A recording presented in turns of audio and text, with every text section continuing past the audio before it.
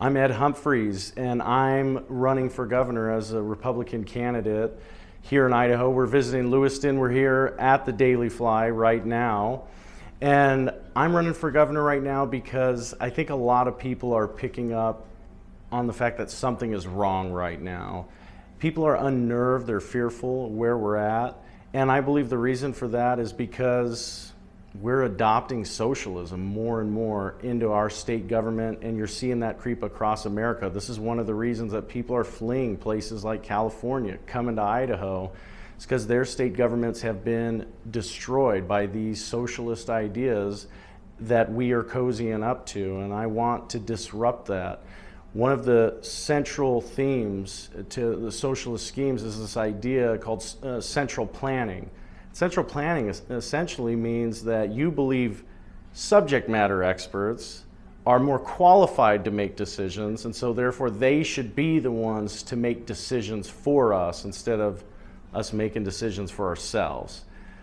That is exactly what is happening now in state government. We're seeing it, whether it's from COVID, how the entire tax structure of our state works and what our money gets funneled to. And I want to disrupt that. And I think we're operating in a leadership vacuum right now. I don't believe that there's really a bold vision that's being cast.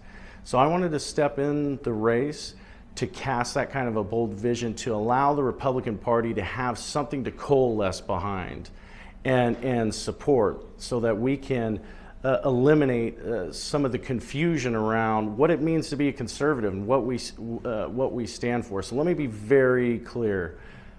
I'm a constitutional conservative, and this is what that means to me. I believe that this country, its founding was inspired by God.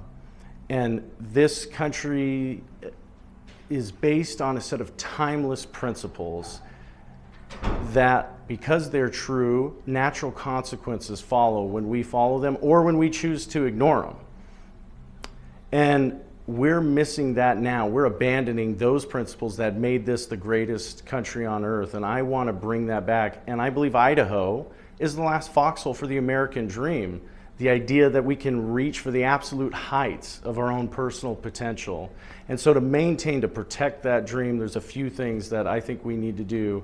First thing is we need to have a government that is shrunk to an appropriate size. Got to eliminate this idea that everything government does is reasonable and necessary. It's not. Our state government, just to give you an idea, we got 1.8 million people in the state of Idaho, right? There are 22 counties in America that have a larger population than our entire state. Yet, here in Idaho, if for the average Idahoan making $50,000 a year, you are in a tax bracket where you pay more in taxes than you would in 39 other states. You pay more in sales tax here than you would in 33 other states. Oh, and you got to pay sales tax on groceries. Most states don't levy sales tax on groceries, but we do. Pay higher fuel taxes than you would in 31 other states. And our government has 20 departments and over 180 agencies. You get the picture. The reality is our state government is grossly mismanaged. And so what I want to do is I want to abolish the income tax in the state of Idaho. Get rid of it entirely. For the average Idahoan, that's going to put another $3,000 in their pocket each year. Think of all our rural communities, how they would benefit if every working member of their community had another $3,000 in their pocket each year. That's a game changer for a lot of our local economies. But I also want to have a taxpayer bill of rights.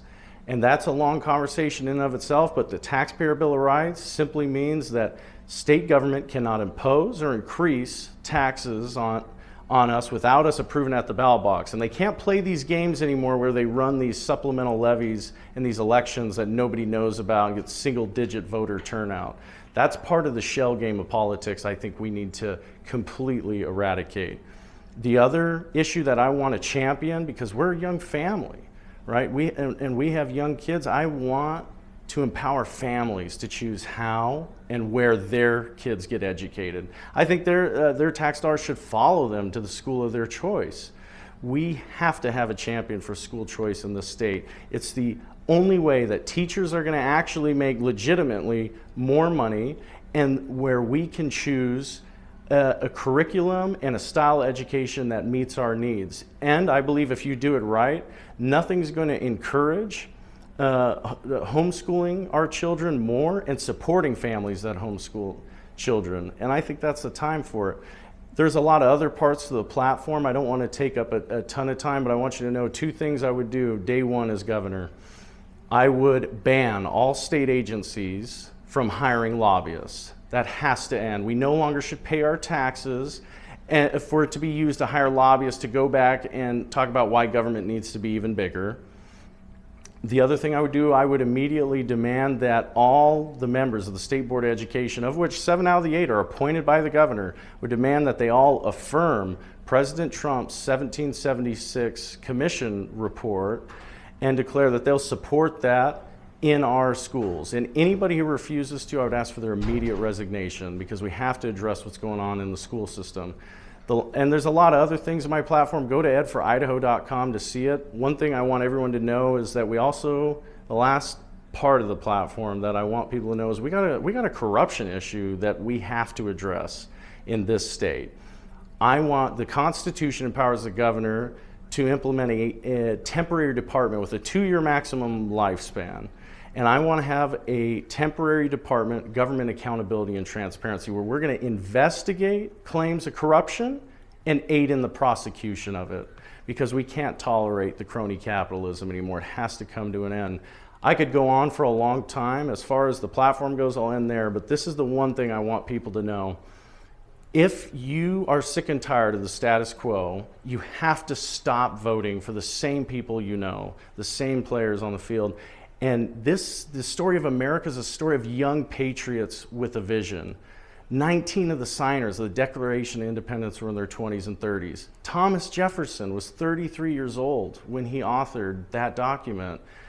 That is what's needed in Idaho right now, is that we need young patriots with passion and zeal to come in and cast a vision and a way forward and bring other young people into the Republican Party. Because if we don't, the Republican Party will die out. So I encourage you, please go to edforidaho.com. We're in Lewiston today. We'll be in Coeur d'Alene tomorrow.